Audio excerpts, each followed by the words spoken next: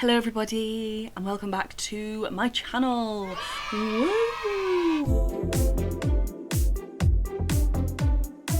And today I'm going to be doing a little story time for you, and I'm going to do my makeup. This is obviously the end result. It's a really exciting story, yeah, about this horrible experience I had. Go get a snack and a drink, make yourself comfortable, and get lost in the story with me. Let's do it. So basically, it was when I was like 16, I'm gonna say. So I've just left school and I went to sixth form college. The sixth form college wasn't attached to my school, like it was attached to a different school. So I went in like completely new. There was probably like 6 of us from my school that went to this other school so that we could go to their sixth form. And so I don't know where to start the story.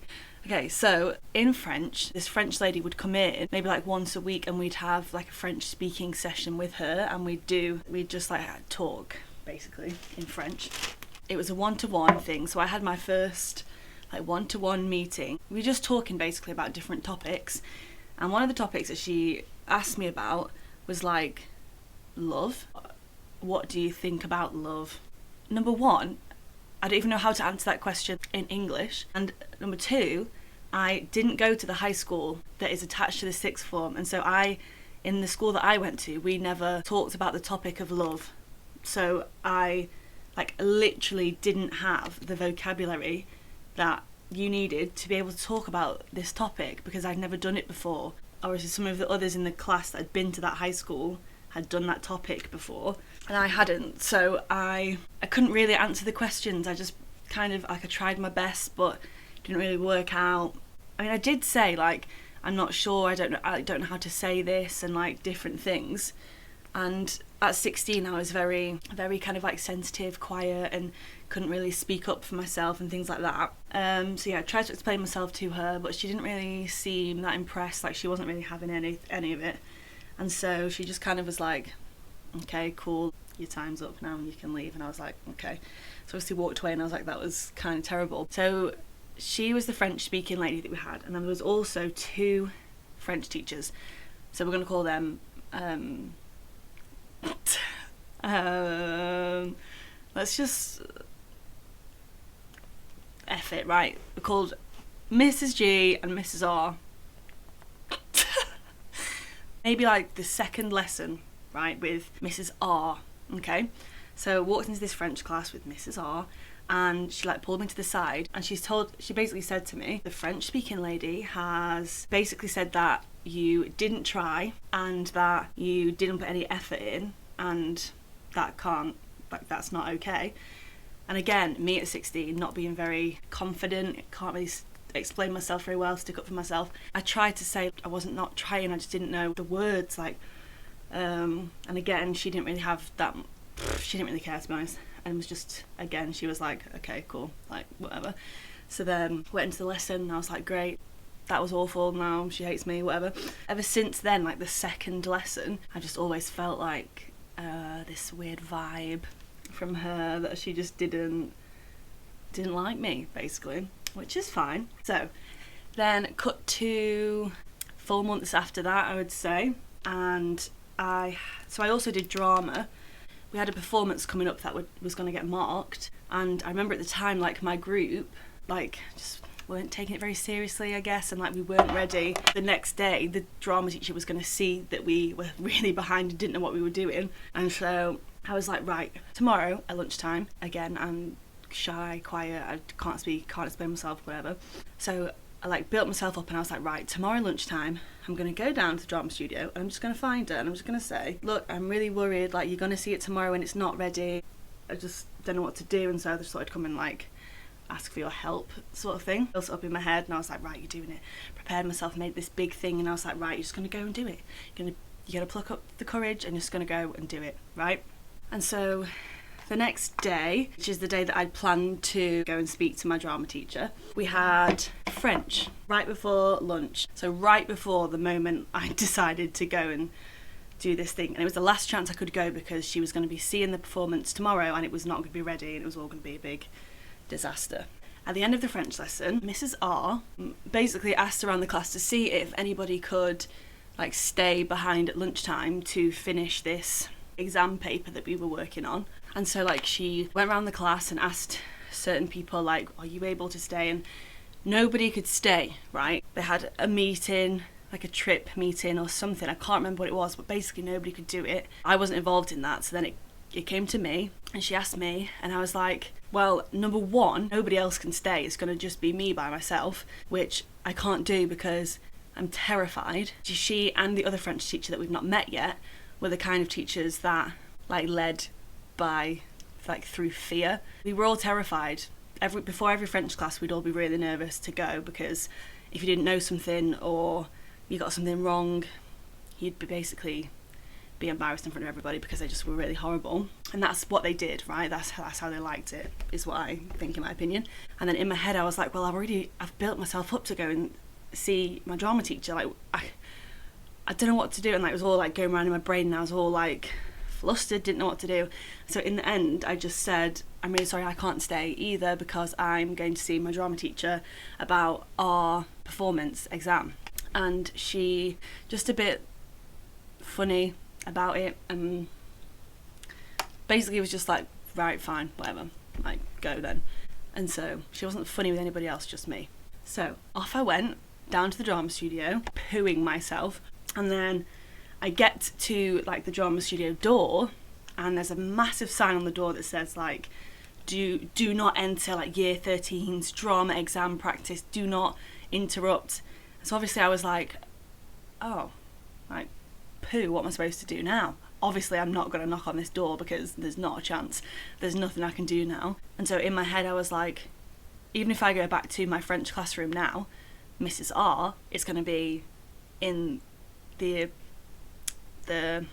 staff room. And so obviously she's not going to be there, so what's the point? I can't go back there now. So in the end I just went back to the common room area and like had my lunch with everybody else. Didn't really think that much of it, to be honest, because there was nothing that I could do. So then, maybe a week after that, my drama teacher stopped me and was like, Siobhan, Mrs. R has spoken to me and told me that you lied and used me as an excuse for why you couldn't stay over lunchtime. And I just want to let you know that we don't do that type of thing here, and it's not acceptable. So obviously, like, I tried to like explain the situation to her, and I don't know whether she understood or not. She was definitely much nicer than Mrs. R was. So drama's my favourite thing. That's what I wanted to do. And so I really, really wanted my drama teachers to like me. I really wanted to impress them, I guess. And so because I was a sensitive little baby at 16 years old, I went to the toilet and had a little cry about the whole thing. So the same day, bearing in mind I've already been a bit emotional in the toilet at lunchtime, so I'm already like in that mindset. The last lesson of the day was French. Yay! This time it was a lesson with my other French teacher, Mrs. G, who was basically just as bad as the other teacher.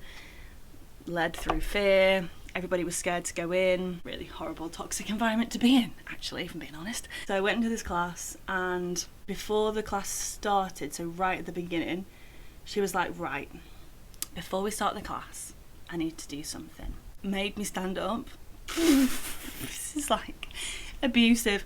Made me stand up, and when I say she ripped me apart in front of everybody, like, it was honestly awful. She made out that I was this horrible, manipulative, like, lying person, and I'd been really, like, oh, it was just horrible, like, in front of everybody. The whole room was just that she sat looking at me, like, completely silent, like, it was awful. I tried to, like, explain myself, and, like, I tried to speak. She'd be like, no, stop talking, and so I wasn't allowed to basically explain myself. And when I say I was crying, I mean that I was sat in my chair literally like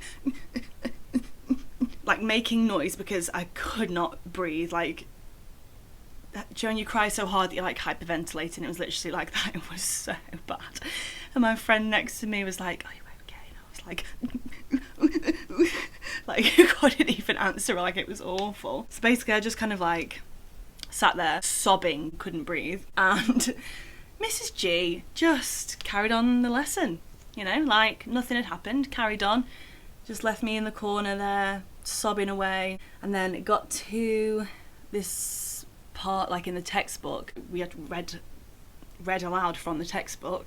I can't remember how many exactly, but let's just say that there was 12 people in the class and there was 11 paragraphs, right, to read out.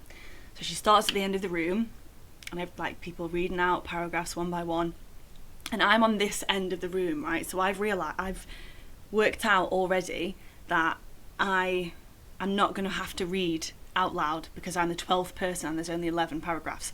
Like, thank the Lord, because I can't even breathe. There's no way I can read. Like, I was having a literal breakdown and she just wasn't bothered at all. And so I can't even talk about this, it makes me angry. So then, you know, it's coming along and I'm like, phew, thank God for that. I don't have to read because I'm the 12th person. Cut to the person sat next to me, who is now going to be the person who reads the last paragraph. She starts to read, starts to open her mouth to start reading this paragraph out loud, and Mrs. G, ever so kindly and thoughtfully, says, "No, it's okay, thank you. Siobhan, can you please read the last paragraph?" So me sitting there like this, can't breathe. I tried to like utter some words out of my mouth and I basically said like, well, I can't, or just something like that. It was so nasty, but whatever. I can't breathe. How am I supposed to read? She was literally looked at me and she was like, "Do you want to just leave?" And so I was like, yeah. Literally stood up, like my books are all on the table, my pencil case, my phone's in my bag, everything's there, my keys, my bus pass to get home, everything is just left in this classroom. Stood up and like left the room. Like before you got to the staircase, there was like another door, so like a little section, like in between like the corridor and the staircase and the classroom. I sat on the windowsill and basically just sobbed for a bit. Didn't know what else to do. Like, where am I supposed to go? All my stuff's in this classroom. Like, I don't want to. It was just so bad.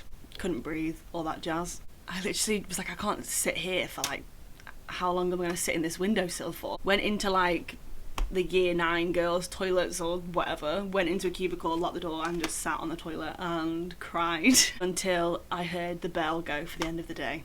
And so the bell went for the end of the day and I was like, I don't know what to do. All my stuff's in that room. There's no way I'm going back in there. Not a chance. I went to like the common room area. Luckily my friend was in there and she'd like bought all my stuff. That was it. She asked me if I was okay and I was like, well, not really. And then we kind of just got on the taxi and went home. And I never told anybody else about what happened. Didn't tell any other teachers, didn't tell my mum.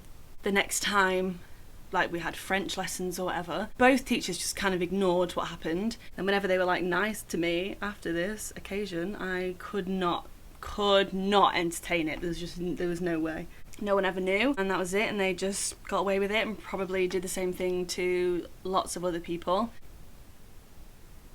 So yeah, that's kind of it, and I will never forgive either of them for that because it was really awful. I was such like a goody two-shoes. I was this little quiet like thing. So basically that's the story. Yeah, so for anyone out there who's training to be a teacher, don't do that to your students because it's not very nice and they will remember it for the rest of their lives. Thank you everybody for watching. If you've got to the end of this video, then well done, because I waffled for quite a long time. So if you haven't already, make sure you subscribe to my channel. I would really appreciate it. Hit the bell button so you'll get notified every time I post a video. Excuse me. So yeah, I'll see you really soon. Love you all. Bye!